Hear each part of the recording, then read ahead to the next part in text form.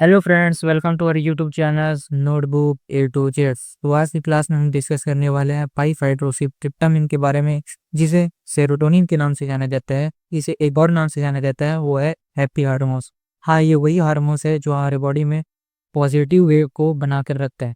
इसे एगोनिस्ट और एंटागोनिस्ट दोनों के बारे में डिस्कस करेंगे। एगोनिस्ट मतलब जो सेरोटोनिन प्रमोटर होता है, एंटागोनिस्ट मतलब सेरोटोनिन को उनके रिसेप्टर से बाइंड होने से रोकता है। पहले बात करते हैं कि सेरोटोनिन कहाँ होता है। सेरोटोनिन जो होता है वो प्री साइनेप्टस में बनता है, प्री साइनेप्टा में। और प्री साइनेप्टा के जस्ट अपोजिट पार्ट होता है पोस्ट साइनेप्टिक पार्ट, जो कि दोनों आपस में मिलकर साइनेप्स बनाते हैं और साइनेप्स में न्यूरोट्रांसमीटर आ जाते हैं और रिसेप्टर से बाइंड करते हैं। पहले बात करते हैं कि ट्रिप्टोफैन जो होता है वो हाइड्रोक्सिलाइज एंजाइम के प्रेजेंस में हाइड्रोक्सिलेशन होता है और कन्वर्ट हो जाता है 5-हाइड्रोक्सीट्रिप्टामिन में।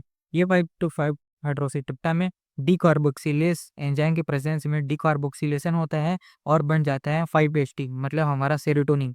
सेरोटोनिन जो न्यूरोट्रांसमीटर में लोड करते रहता है अपने वेसिकल्स के साथ। ये वेसिकल्स जब कैल्शियम एक्स्ट्रा सेल्यूलर से इंट्रा सेल्यूलर आते हैं तो ये कैल्शियम वेसिकल्स सहित सेरोटोनिन को बाहर की ओर पुश करते हैं और न्यूरोट्रांसमीटर बाहर आ जाते हैं। ये न्यूरोट्रांसमीटर के बाइंड होने के लिए कई सारे रिसेप्टर होते हैं, जैसे कि पहले बात करते हैं 5-HT1, जो कि जी protein couple receptor inhibitory in nature होता है। जब ये ड्रग्स बाइंड होता है इस रिसेप्टर के साथ, तो जो सेरोटोनिन का रिसेप्टर से बाइंड होना को रोक देता है, जब ये इस रिसेप्टर से बाइंड होते हैं। और कई मायनों में देखा जा सकता है कि इस रिसेप्टर से बाइंड होते ही हमारे सेरोटोनिन के लेवल कम हो जाता है, जिससे बॉडी में नेगेटिविटी फैलती है। अब बात करते हैं सेकंड रिसेप्टर 5-HT2।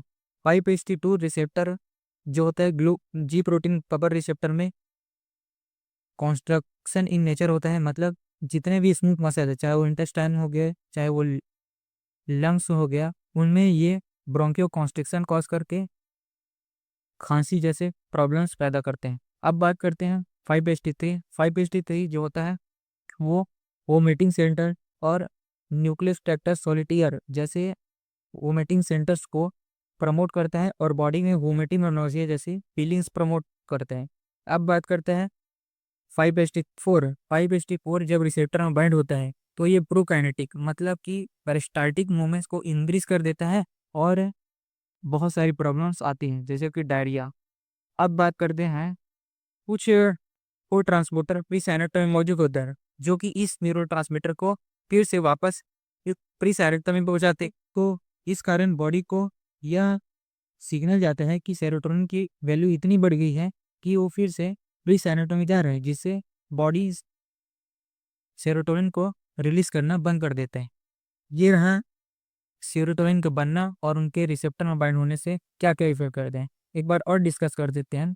कुछ मेडिसिन ऐसे भी होते हैं जो रिसेप्टर में वापस रीअपटेक को इनहिबिट करते हैं, जैसे कि फ्लुओक्सीटिन। फ्लुओक्सीटिन एक ट्राइसाइक्लिक एंटी डिप्रेशन मेडिसिन है जो इनको वापस से रीअपटेक को इनहिबिट करते हैं।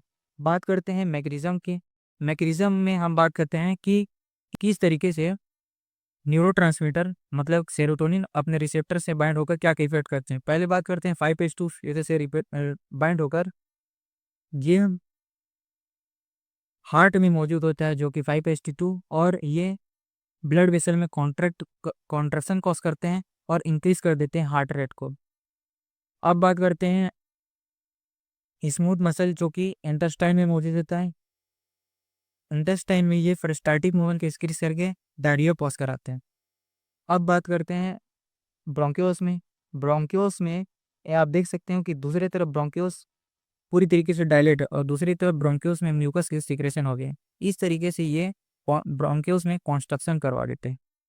और मैकेनिज्म ऑफ एक्शन में की ओर आगे बढ़ते हैं तो हम पाते हैं कि ये 5-HT1 रिसेप्टर में बाइंड कर, जो कि मौजूद होता है प्री साइनेप्टा में, और ये प्री साइनेप्टा में सेरोटोनिन के एक्शन को डिक्रीज कर देता है। बात करते हैं 5-HT3 रिसेप्टर में बाइंड होने के बाद, जो कि मौजूद हो जाता है हमारे ब्रेन में। ब्रेन में ये जो कि न्यूक्लियस ट्रैक्टर सॉलिटियर होते हैं और कीमो रिसेप्टर टीगर होते हैं जो होते हैं, उसमें वो जो होते हैं वो वोमिटिंग सेंटर होते हैं। इस वोमिटिंग सेंटर को प्रमोट करके वोमिटिंग और नोजिया प्रमोट करते हैं।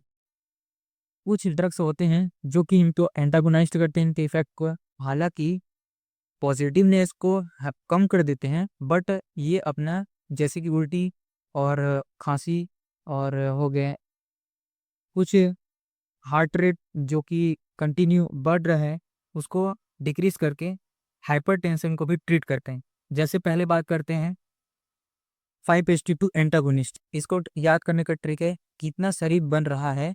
कल रितु के सामने बहुत ही उछल रहा था, तो कल इतना शरीर बढ़ रहा है, तो कल कितना शरीर बढ़ रहा था, इसका मतलब होता है केटेंसरिन।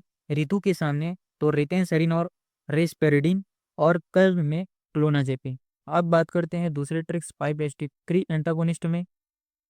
ऑन हुआ गाड़ी, रास्ते में ट्रैफिक में फंस गया। ऑन हुआ तो ओंडेनसेट्रॉन, गाड़ी से ग्रेनिसेट्रॉन, रास्ते में तो रेमोसेट्रॉन, और फंस गया में ऑल्मेंसेट्रॉन। इसका ट्रिक है, यहाँ पर नॉन सिलेक्टिव एंटागोनिस्ट भी दिया हुआ है, जिसमें से सबसे पहला इर्गोटामिन है। इर्गोटामिन 5-HT1, 5-HT3 और 5-HT4 में ज़्यादातर एगोनिस्टिक एक्शन शो करता है। वही बात करते हैं मिथाइल सेरेट, ये भी एंटागोनिस्टिक एक्शन शो करता है और रिड्यूस करता है एंजाइटिक।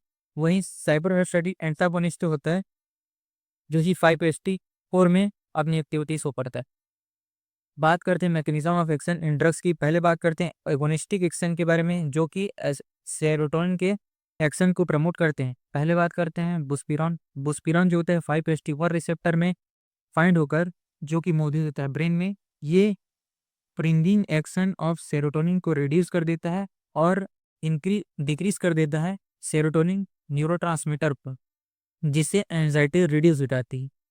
बात करते हैं मेटाक्लोप्रोमाइड और सीसाप्राइड में, ये 5-HT4 में अपना एक्शन शो करते हैं, जो कि मौजूद होता है जीआईटी की स्मूथ मसल्स में, और ये पेरिस्टाल्टिक मूवमेंट्स को इतना इंक्रीज कर देते हैं कि जो उल्टी वाली एक्शन होती है वो रिड्यूस हो जाती है, और ये वोमिटिंग और नौसिया को इस तरीके से ट्रीट कर पाते हैं। अब बात करते हैं 5-HT2 एंटागोनिस्ट के बारे में। ड्रग है केटेंसरिन और साइप्रोहेप्टेडिन।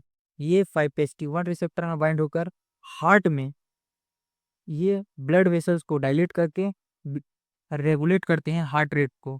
जो कि 5-HT सेरोटोनिन होता है वो ब्लड प्रेशर को by the help of construction of blood vessels hypertension cause करा रहा था। वो ये ड्रग एंटी हाइपरटेंशन भी यूज करते हैं। बात करते हैं ऑन्डेंसेट्रॉन की। ये ऑन्डेंसेट्रॉन 5-HT4 पे रिएक्ट करके जो हमारे कीमो रिसेप्टर ट्रिगर जोन और न्यूक्लियस टेक्टस सॉलिटेयर है उसमें वोमिटिंग सेंटर को डीएक्टिवेट करके वोमिटिंग और नौसिया को ट्रीट करते हैं। इस तरीके से कुछ ड्रग्स जो सेरोटोनिन प्रमोटर होते हैं वो पॉजिटिवनेस फैलाते हैं, और कुछ इसके साइड इफेक्ट होते हैं सेरोटोनिन की, जैसे कि उल्टी हो गए, डायरिया हो गए। उनको ट्रीट करने वाले एंटागोनिस्ट ड्रग को लेकर हम इन प्रॉब्लम को सॉल्व कर पाते हैं। Thank you. याद है हमारा वीडियो आपको अच्छा लगा हो तो चैनल को सब्सक्राइब करना, वीडियो को लाइक करना ना भूलिएगा।